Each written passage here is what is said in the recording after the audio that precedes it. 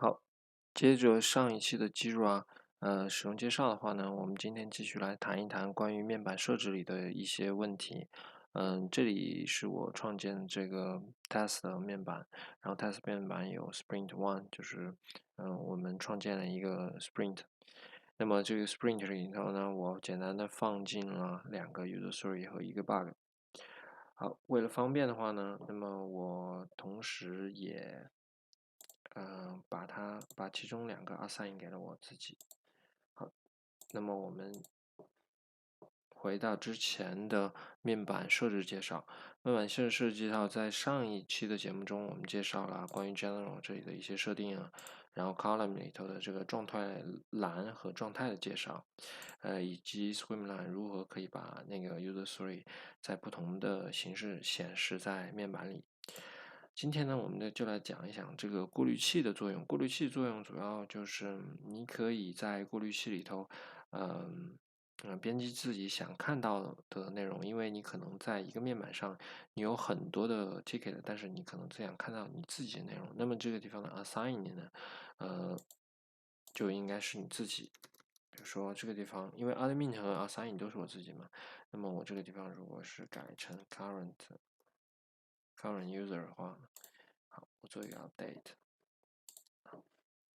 那么我如果是选择 only issue for me，那么这个时候你可以看到只有这两个，为什么呢？因为第三个，就是第三个 ticket 在这个地方是一个 user story 的话，它不是 assign 给我的，所以它是不显示在这里。这个好处就是你如果团队里头有很多成员的话，他们可以通过不同的过滤器来观察和跟踪他们所想知道的面板中工作的信息，也方便团队里的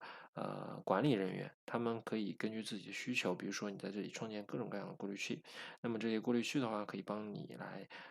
跟踪不同的项目部分的进展。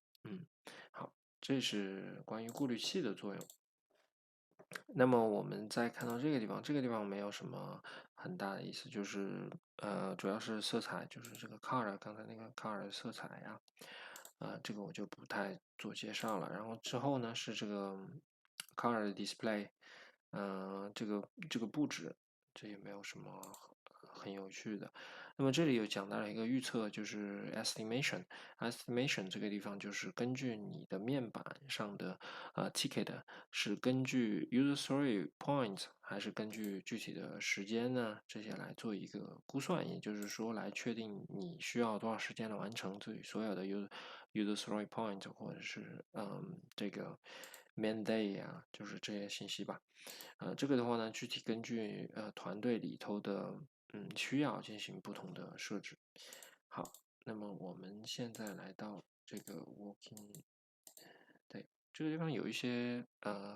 这样的 bar 的，可能是系统没有刷新的，这个页面上可能有点奇怪。OK，刷新一下。好，我们来到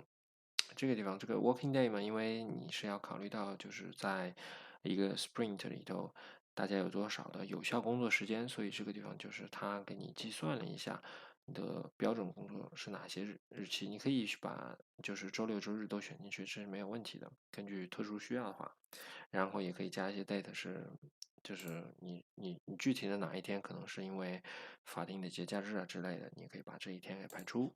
好，那么我们到最后一个设置这个地方呢，就是关于这个 issue，我们也叫 ticket，这个 ticket 本身你需要显示哪些信息？好，这里我们为了方便起见，我们先返回到这个 ticket 本身。那么我们可以看到就是 ticket 它在这个地方它是有很多信息都显示在这里了。那么可能不是每一个信息你都需要它展示出来。那么我们在这个地方返回的时候呢，我们可以把一些信息给去掉。好，比如说我们不需要知道 component 的信息，那我们就把 component 信息给删除。然后呢，这个 people 我们可能不需要知道是谁做 report，我们只需要谁是接受了这个 issue，那么我们就把 report 这个也删除。好，那我们现在返回一下，就是提醒一点，就是在面板设置里头，你做的任何更改都是没有那个保存的按键的。那么一旦你做了这些删除之后，它是马上会起效的。也就是说，当你返回之后，好，我们再打开一个 ticket。OK，这个地方好像还是在显示，再看一下。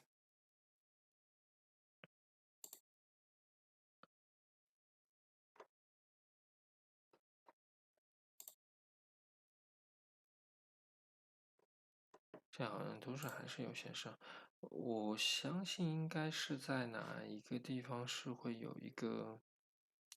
应该是会要删除的，因为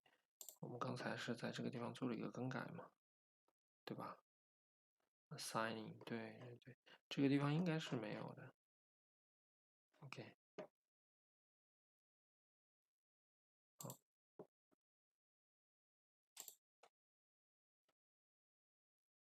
，OK，那我们在这个地方看，更改一下，看可不可以。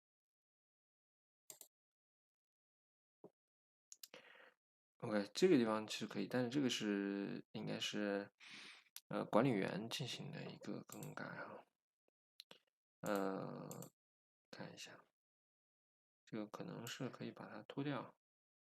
OK，对，这个地方也是可以更改，可能是因为我在工作里用的那个 Jira 版本不同，可能有一些区分吧。这里我无法显示它的一个缩略图，一般是在缩略图可以在我刚才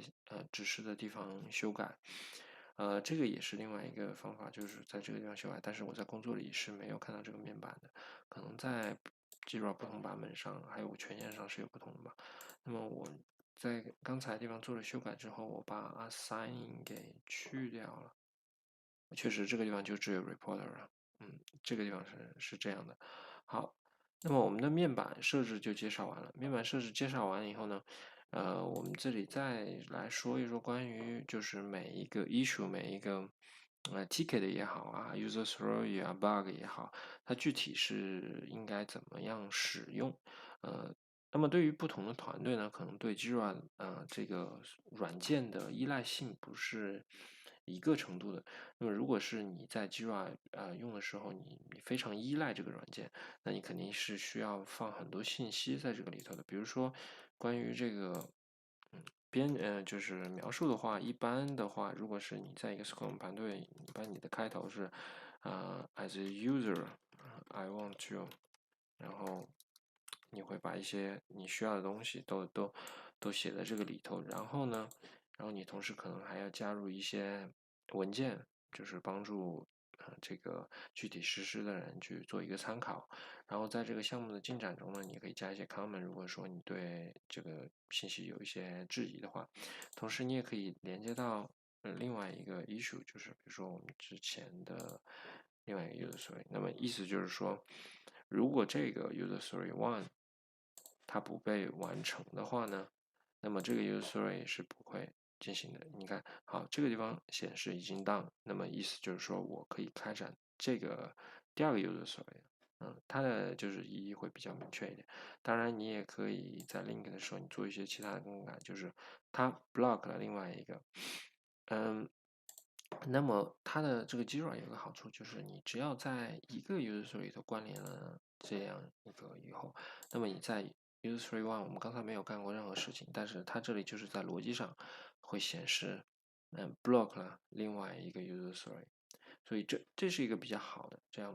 逻辑上的话就很清楚。比如说一个人他可能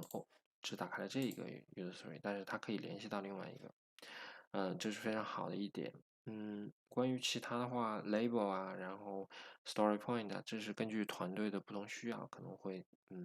做一些使用。有的时候可能你也不需要用到这个东西。然后你这个 original estimation，这个一般的话，在敏捷开发里头，